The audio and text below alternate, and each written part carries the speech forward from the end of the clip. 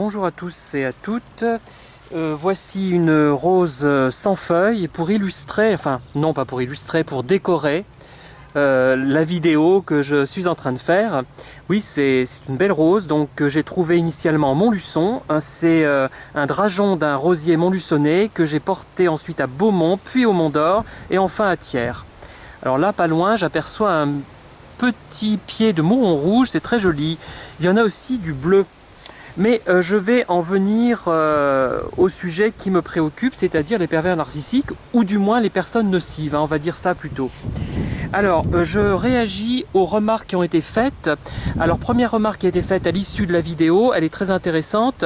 C'est une personne qui me dit, qui me parle en fait des relations avec les parents, qui sont perçues différemment par le frère et la sœur, et que l'entourage percevait de façon très négative et les enfants ne se rendaient compte de rien. Évidemment, quand on est enfant, on ne se rend pas forcément compte des choses puisqu'on n'a pas forcément de système de comparaison. On ne peut pas forcément comparer avec une autre source, hein. Et donc, on reste sur l'idée que la vie que l'on mène est parfaitement normale, hein. Et parfois, moi, je demande comment ça se passe avec tes parents, comment ça s'est passé avec ta mère, parce que j'essaie de comprendre ma propre situation. C'est très important. Ce n'est pas, ça agace beaucoup de gens, mais moi, j'ai besoin de comprendre, hein, pourquoi mes parents ont été parfois si difficiles et pénibles, hein. La pénibilité, je dirais, c'est pas la pénibilité au travail, mais c'est le côté pénible, vraiment, de mes parents et dont j'ai pris conscience très tardivement. Je pensais que tous les parents étaient comme ça et j'avais du mal à imaginer autre chose. Enfin, voilà. Mais je simplifie à outrance. Donc c'est un thème très intéressant que j'aurais envie d'aborder par la suite. Mais je reviens sur le thème du seuil de tolérance. Alors pourquoi les pervers narcissiques, les personnes nocives, les personnes manipulatrices, les personnes vides intérieurement utilisent ce seuil de tolérance, essaient de tester ce seuil de tolérance. C'est-à-dire que dans le cas que je vous ai présenté, ou plutôt dans les cas que je vous ai présentés sans vous les présenter, de peur que l'une des personnes au moins concernées se reconnaisse, et je ne voudrais pas que ce soit le cas, on ne sait jamais, ça pourrait me causer des problèmes. Et l'une des personnes, j'ai encore des doutes sur son caractère nocif, hein. C'est peut-être simplement quelqu'un de refoulé ou qui a des problèmes psychologiques d'un autre ordre. Donc je me méfie, je préfère ne pas préciser les cas auxquels je fais allusion. En tout cas, ce sont quatre situations qui m'ont été exposées qui sont difficilement acceptables pour une personne à peu près saine. Enfin, au moins 2 des 4 situations sont inacceptables, je dirais. Et pourquoi on m'en a parlé? Voilà, c'est ça qui est intéressant.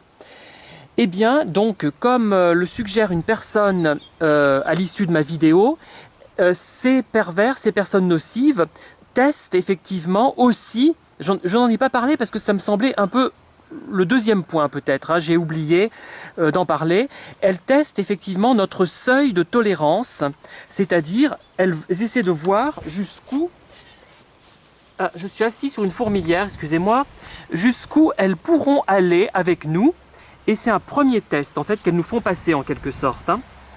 Voilà, donc effectivement, elles se disent, tiens, celui-là, il a l'air d'être une victime potentielle idéale. Enfin, ce n'est pas ce qui se dit, hein. Ils pensent que nous sommes faibles. Voilà, et c'est le contraire, en fait. Ils pensent que nous sommes intéressants pour eux et que nous allons leur procurer la sorte de nourriture dont ils ont besoin. Donc, ils vont nous raconter des horreurs pour tester ce seuil, mais je pense, moi en premier chef quand même, que c'est le côté émoustillant pour eux de l'affaire qui les intéresse. C'est-à-dire qu'ils vont prendre plaisir à raconter quelque chose d'horrible parce que ça les excite presque sexuellement, au moins intellectuellement. Je pense que c'est même une excitation sexuelle pour eux. Je ne suis pas sûr de ne pas me tromper, hein, je suis presque sûr de moi quand j'affirme ça. Et ça va les émoustiller de voir qu'on est choqué ou de nous transmettre quelque chose qu'on va devoir porter aussi à leur place un peu. C'est aussi ça peut être ça aussi, hein. Et c'est vraiment malsain. Et ce n'est pas une volonté, je pense, porter à leur place, ça serait plutôt sain finalement. Enfin, non, pas très sain, mais on se dirait, tiens, je vais confier cette chose à un tel parce que ça m'aidera à mieux la supporter. Déjà, ça me permet d'exprimer le problème, de le mettre en évidence. Et ensuite, peut-être qu'en discutant avec cette personne, je pourrais assumer ce que j'ai subi, enfin, subi, oui. Eh bien, en fait, ce n'est malheureusement pas ça, je pense quand même. Hein. Ça serait une possibilité, mais pour une personne saine. Mais une personne malsaine, c'est effectivement de nous tester, mais aussi et surtout de nous choquer. Mais il y a aussi un autre détail qui intervient, c'est que je pense que dans certains cas, ils ne se rendent même pas compte de l'ignominie de ce qu'ils nous racontent. Parce que c'est tellement dans leur système, ils sont tellement là-dedans que pour eux ça paraît naturel, par exemple, de faire du tourisme sexuel dans les pays pauvres, prétendument avec des adultes, mais sait-on jamais, hein, au point où en sont ces gens, ils peuvent tout faire, hein, mais comme ils sont un petit peu trouillards, peut-être qu'ils n'iront pas plus loin. En même temps, aller plus loin et transgresser les interdits, ça les émoustille, hein, puisqu'ils n'ont pas d'autres capacités, d'autres possibilités, comme ils sont assez creux. Voilà, donc je pense avoir un petit peu complété l'autre vidéo.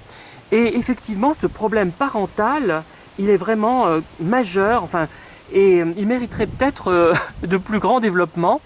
Je pense pas seulement aux parents pervers d'ailleurs, ou manipulateurs, ou toxiques, plutôt à des parents qui sont pénibles par nature, toxiques mais involontairement finalement, qui nous font accepter peut-être des seuils de tolérance importants par la suite et qui nous fragilisent en tout cas, qui nous perturbent jusqu'à un âge avancé. Hein, ça mériterait vraiment un travail spécifique et des vidéos spécifiques. Je vais essayer de voir ce que je peux creuser dans cette direction. Bon, j'ai parlé très vite, hein, alors que je reproche à certaines personnes de parler très vite, et encore, le reproche était infondé, puisque la personne en question avait beaucoup progressé depuis 1 an, et donc c'était complètement infondé, mais je suis envahi par les fourmis, là j'essaie de m'en débarrasser. En tout cas, je vous remercie pour vos remarques, celles auxquelles je fais allusion et celles auxquelles je ne fais pas forcément allusion, ce qui ne signifie pas qu'elles ne m'intéressent pas. Bonne journée et à bientôt.